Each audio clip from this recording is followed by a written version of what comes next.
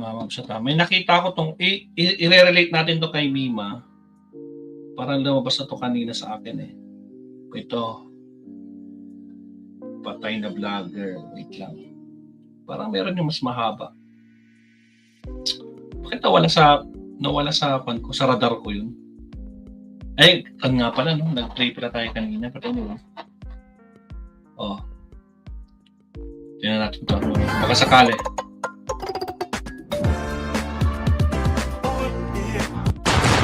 Patay sa pamamaril ng riding in tandem ang political vlogger na si Alicia Lipata sa harap ng inuupahang bahay sa Caloocan pa rin. Sinabi sa DZMM ni Caloocan Chief of Police Colonel Joey Goforth na bumaba ang biktima mula sa sasakyan nang biglang lapitan ng mga suspect saka pinagbabaril. Sugatan naman ang kanyang live-in partner na nagtamuri ng mga tama ng bala sa iba't ibang bahagi ng katawan. Patuloy ang forward at backtracking ng pulisya sa kuha ng CCTV sa lugar para matukoy ang pagkakakilanlan ng mga suspect. Iniimbestigahan din ng pulisya kung may kaugnayan ng insidente sa content ng biktimang vlogger. 7:09 to 7:09. Kanina lang umaga to. 7:09. Doon nga punta natin yung live nila. Punta natin yung 7:09 para dire-diretso tayo. 7:09. Wait. Ito. Nakalive. Yung cirrhosis. Pag iniwan mo parang 7:09. po muna titig. Last year, Arbitral award 7:09. PIR po. ng relief goods, graft and corruption, at betrayal of public trust ang vice-presidente. Sa Article 1 ng impeachment complaints, inakusahan ang vice-presidente ng maling paggamit ng 600 Ang pagtatag ng standard ash cleaning Wait sa lang. bilang alkalde na naksak sa kanyang katrabaho matapos Ha? police sa mga ride-hailing companies para matiyak ang proteksyon ng mga rider. Social media ang litrato ng isang rider na may nakadikit na papel sa likod ng kanyang helmet na ang mensahe sa papel.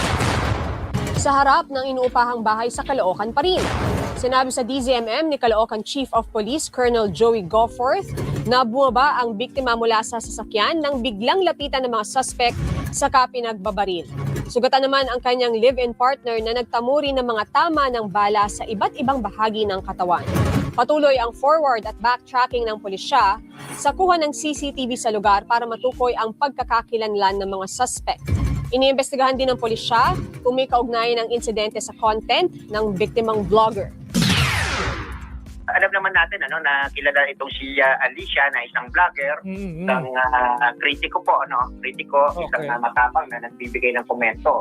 Iimbestigahan po rin natin yung isang anggulo na kung saan meron daw pong pinasuhan itong ating biktima. Oo. Si Dado na yata yan eh.